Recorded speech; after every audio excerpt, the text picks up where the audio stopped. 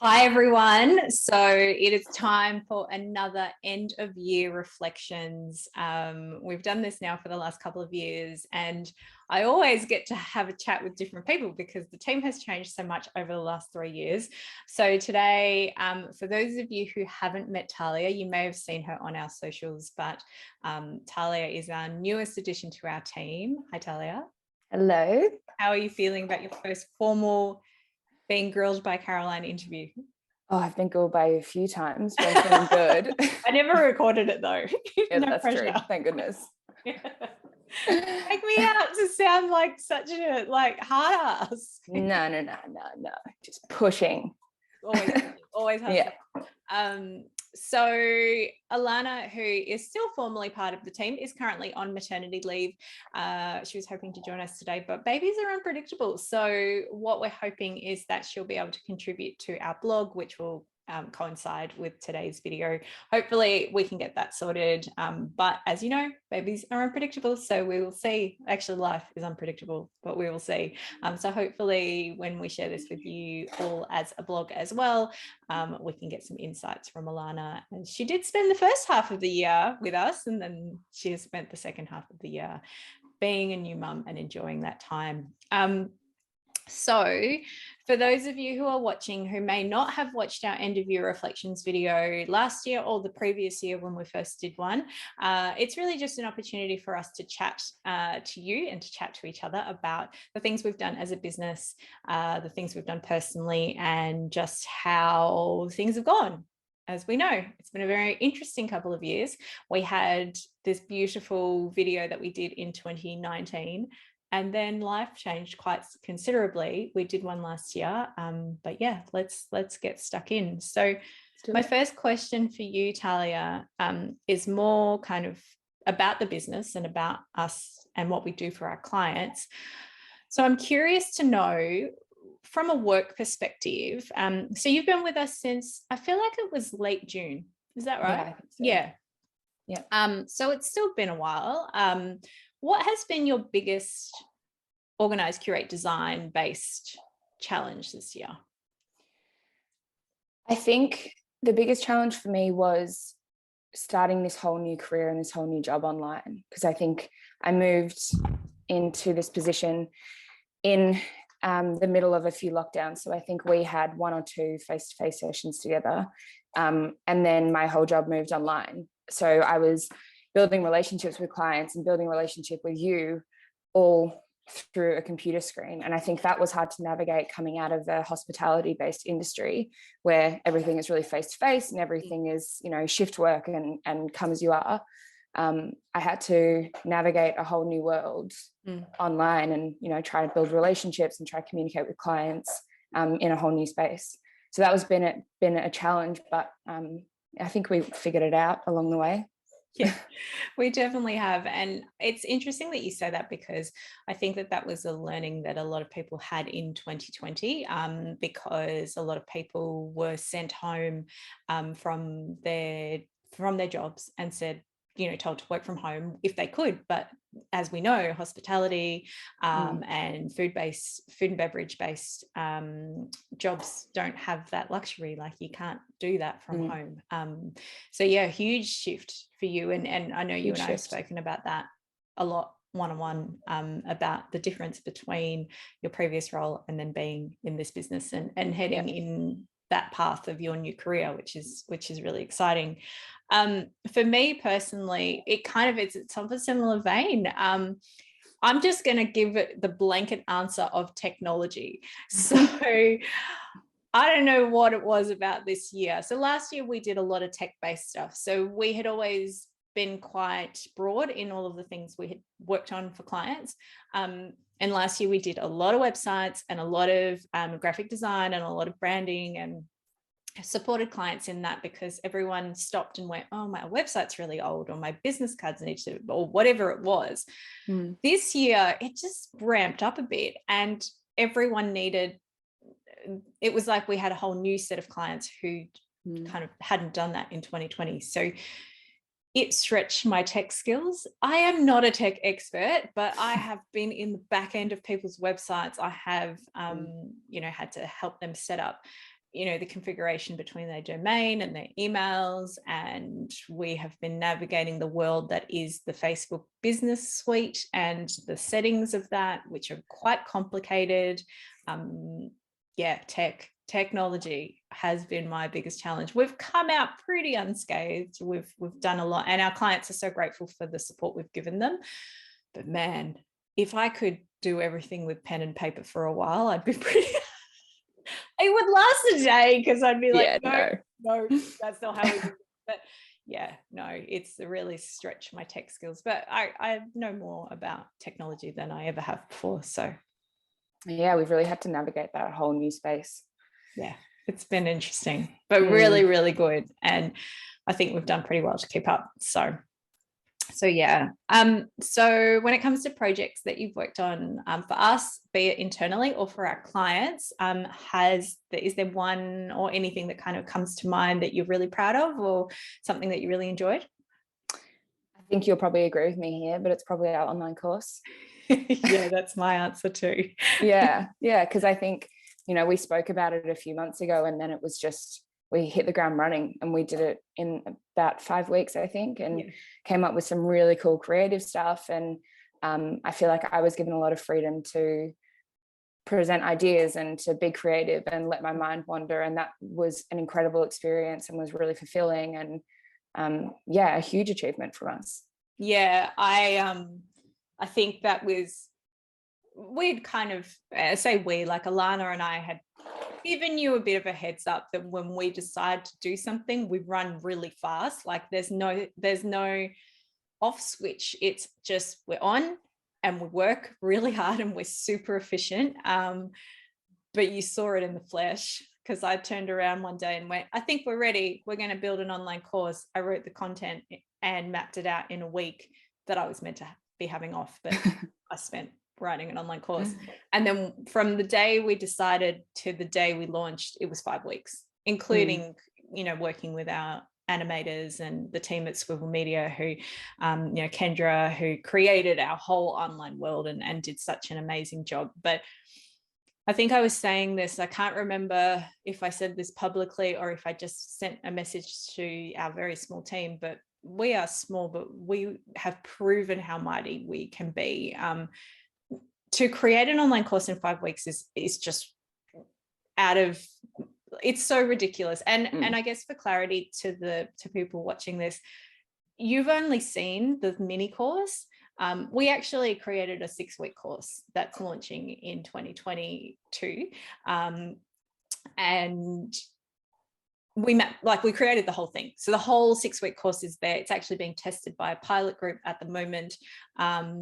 We created that, launched it, launch game on, and all of the pieces that go with it in 5 weeks. So yeah, I agree. That's on my list as well. I don't think there's a lot of stuff that I'm proud of, but and we've created some amazing things. Like even in the background, I've got our weekly wins, which like as a set of cards are so beautiful. And I was really proud of when we made those as well. But I don't think I've quite smashed out 5 weeks like that before. Yeah, and it's incredible. So cool.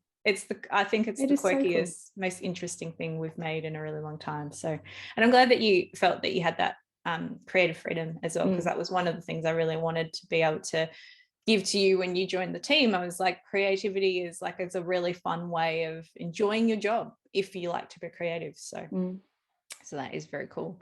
So I know that you've only been working with us for nearly 6 months now, but do you have like a top 3 personal highlights, be it from the year, just anything, like not to do with business, whatever comes to mind for your top 3 highlights from the year as a whole? Might be when I didn't work for OCD, but let's hope that it's not. No, it's actually all in the span of working for OCD. First one was moving into this new house. I think over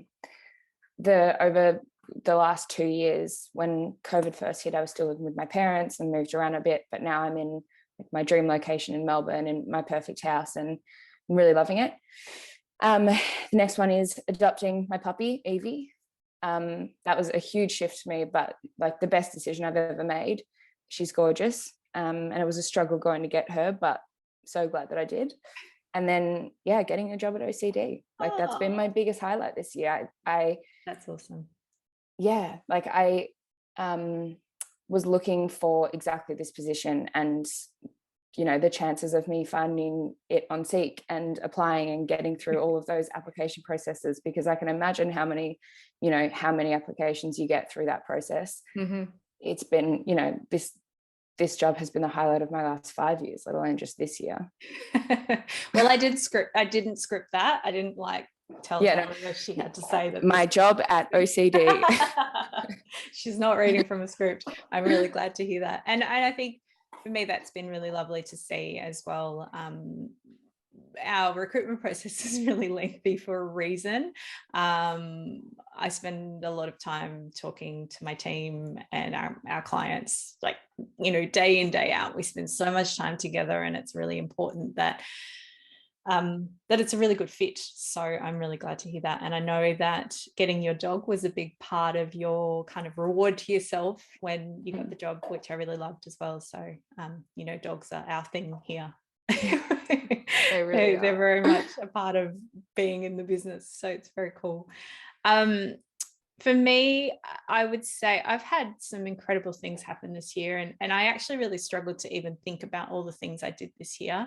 But when I really sat down and just thought about it, for me, it was just, again, time with family. I know that lockdowns aren't ideal, but I'm really conscious that I have a 17-year-old who in no way, shape or form would have spent this much time at home if he wasn't forced to. And I would never have had this time with him and with us collectively as a family. And because we did so many lockdowns last year, we kind of just knew what to do. And so we made the most of it, and we found the light in those darker days where they were really frustrating. And so that was really lovely. And I think it's like the silver lining of this time where I'll forever be grateful for that foundation we've built, and then to be able to take that into whatever comes next. I'm really proud of the work that we did to fundraise for Brave Hearts earlier this year, which you were a part of. I was really excited to be able to pull in a lot of my other passions and projects, so my paintings and other things that I do and have done to fundraise for Brave Hearts. That was really important to me. But I think the way we did it was really great, and that was definitely a highlight.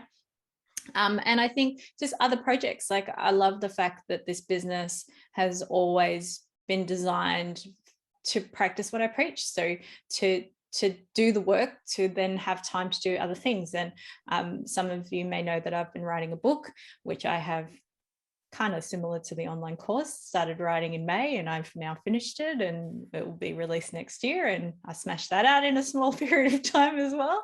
But you know, modeling and other things that I do that I really enjoy that sit outside of this business, and a few of you might be like, what's she talking about? But that's the thing, like there's lots of complex stuff, and having a business that allows me to do all these other amazing things is really cool. So I think they've been kind of those, they're not really moments in time, they're just this general kind of understanding that of what I've really appreciated this year. So yeah, it's very cool.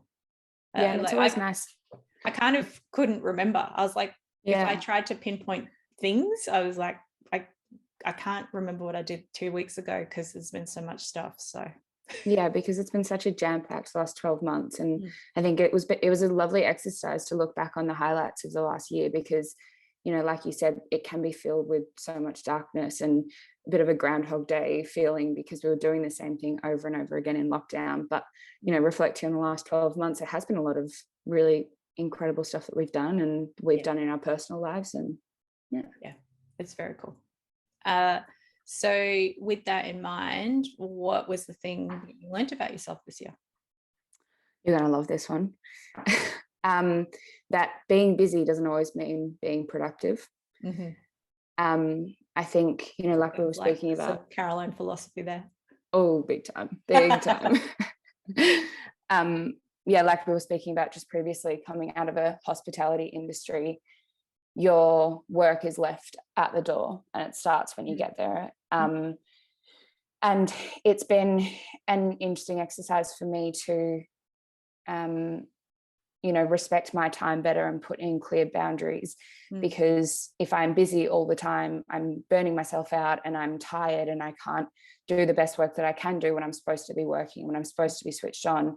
And so I think I've seen a real shift in my productivity when I have let myself, scheduled myself time to watch a movie or go for a walk, or, these little bits that where I'm not objectively being productive, but in the long run, that's what makes me work better and makes me produce better content and, be more productive overall. Yeah. It's so funny.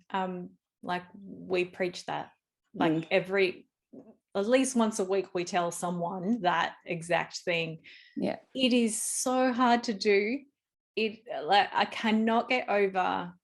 I literally had a conversation with my 9-year-old about this exact thing. It's like, you got to do the things so you can do the things.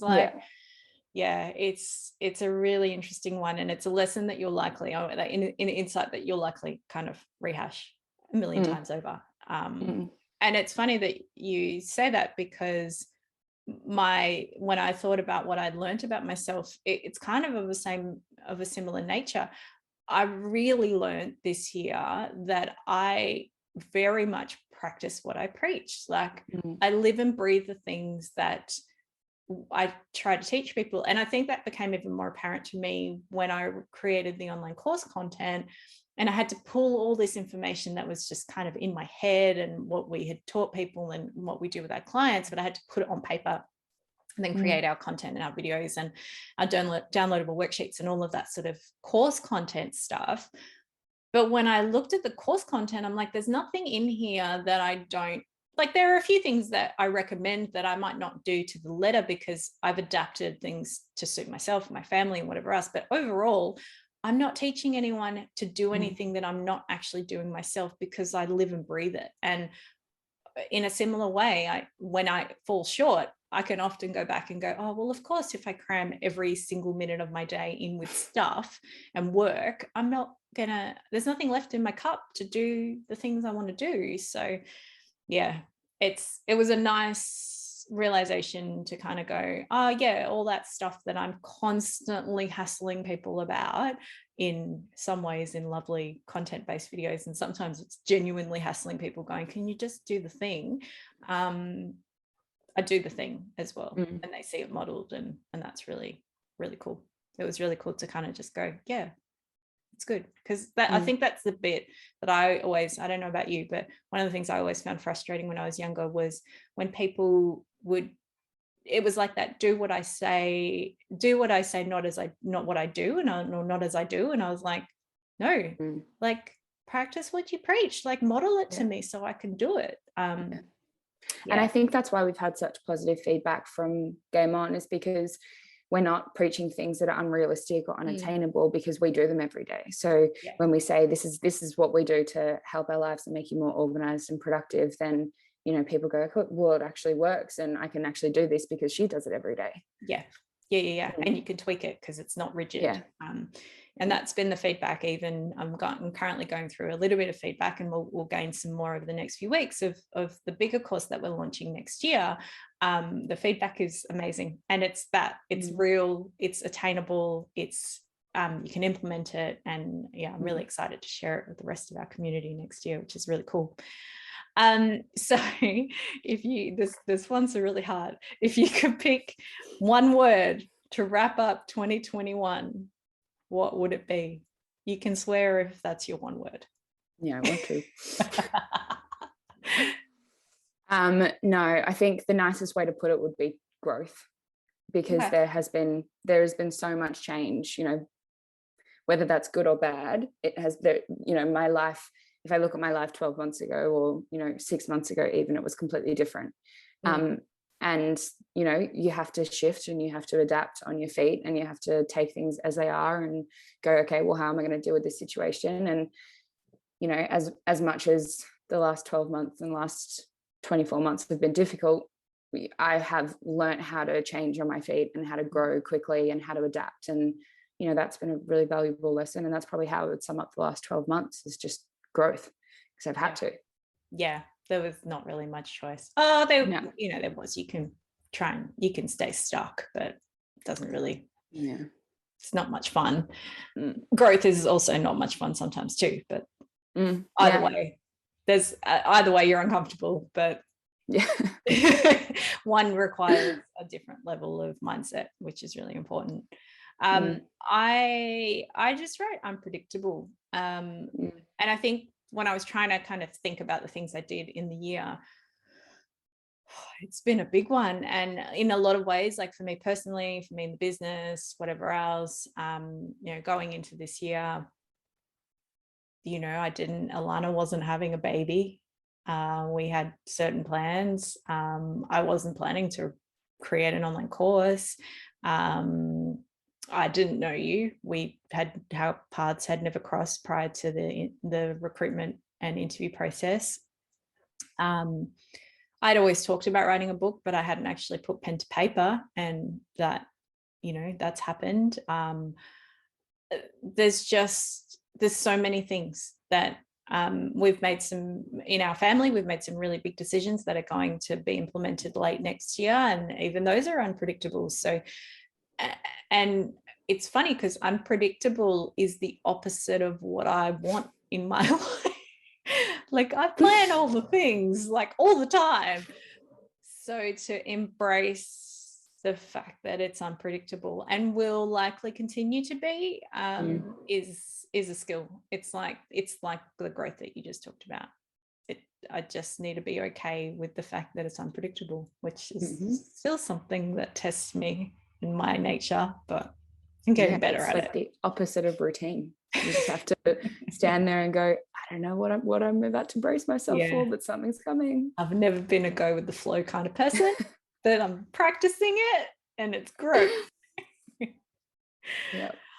So with that in mind, and with all of the things we've both done throughout the year, we're kind of taking at least 2 weeks off, just over 2 weeks soon. What are you planning to do with your time off over the summer? Rest. Just sleep in. Just lie there. Just stand really still. Just have a sleep. I'm going to go have a little farm stay, get an Airbnb somewhere in Victoria with my partner and my puppy. Nice. And that'll be lovely. We're just going to read books and drink cups of tea and lie in the sun.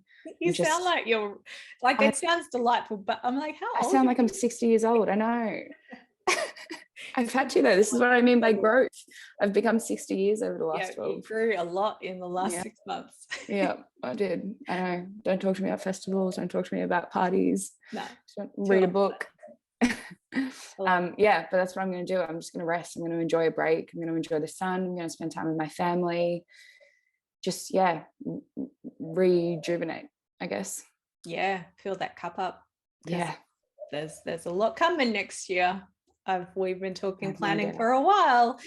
So a few things on the list. I agree. Rest was the first word for me as well that I wrote down when I was thinking. Rest, spending time with family, eating lots of beautiful food, spending more time outdoors, enjoying the sunshine, and reading.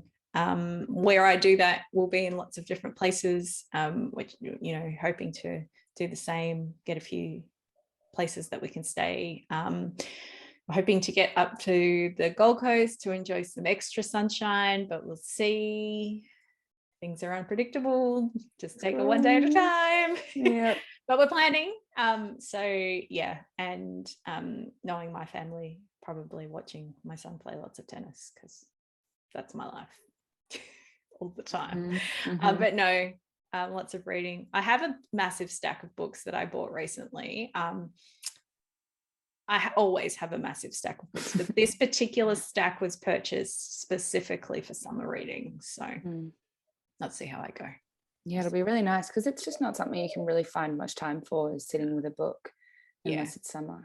But for me, I don't watch a lot of TV. So when people are like, have you watched this thing, or have you? I'm like, no, because I was sometimes reading. So no, I am very behind in TV and movie watching, but that's okay because I'm reading books.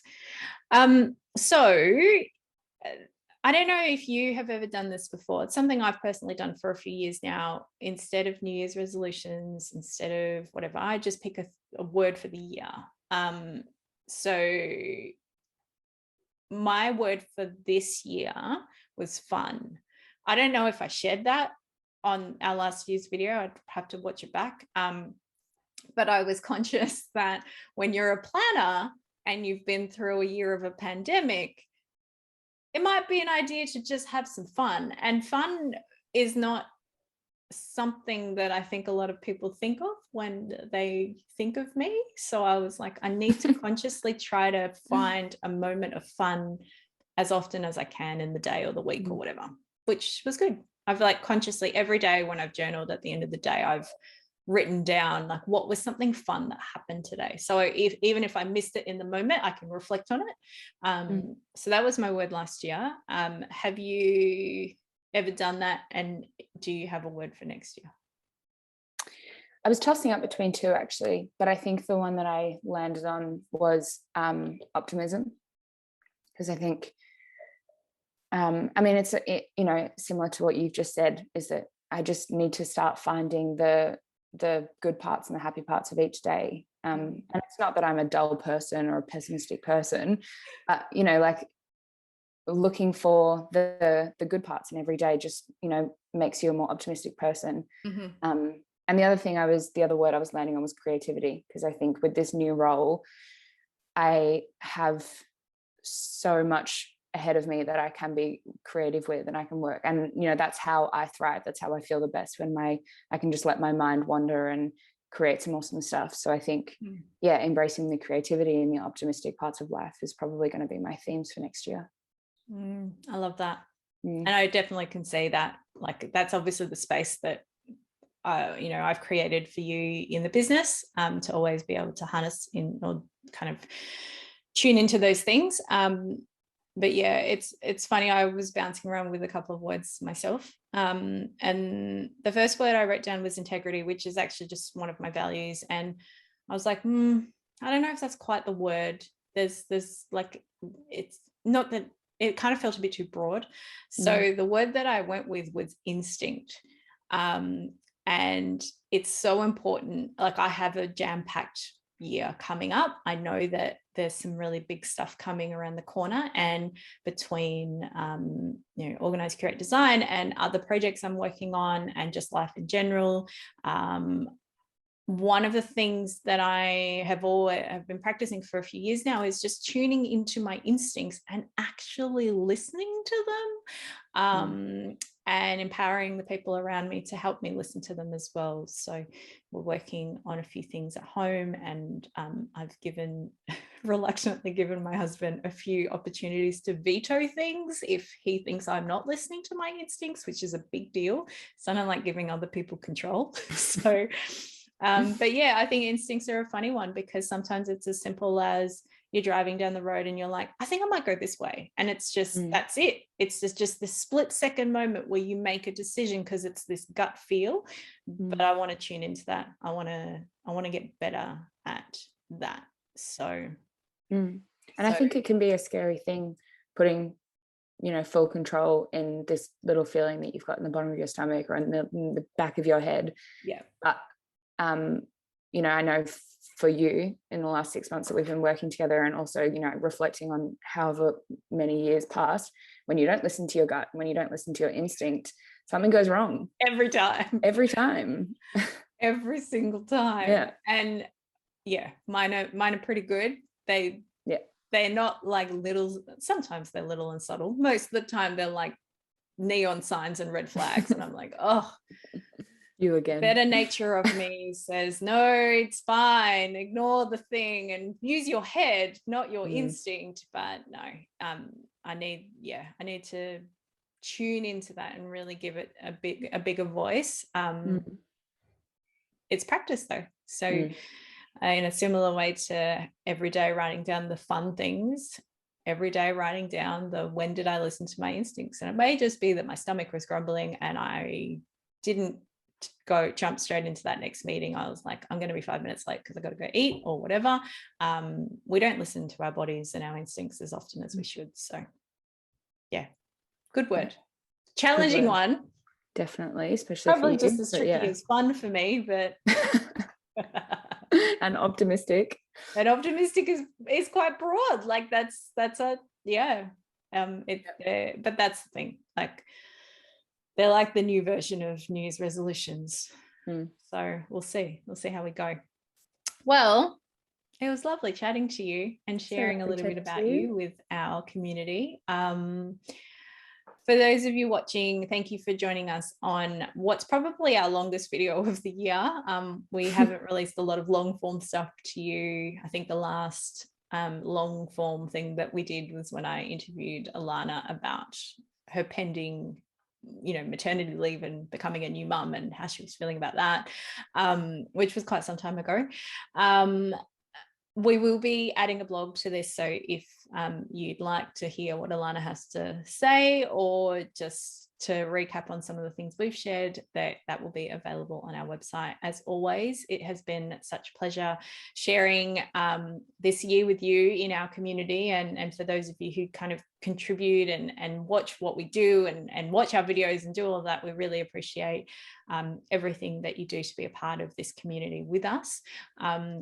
We have a jam-packed 2022 ahead. As you know, we've got a new online course which we're launching. I think it will be unpredictable. Who knows what we'll come up with next year? There's some stuff that's clear, there's some stuff that's still a bit unknown, but we can't wait to share it with you. Thank you again, Tahlia. And thank you. Yeah, to all of you, have a great rest of the year, and we will see you again in the new year.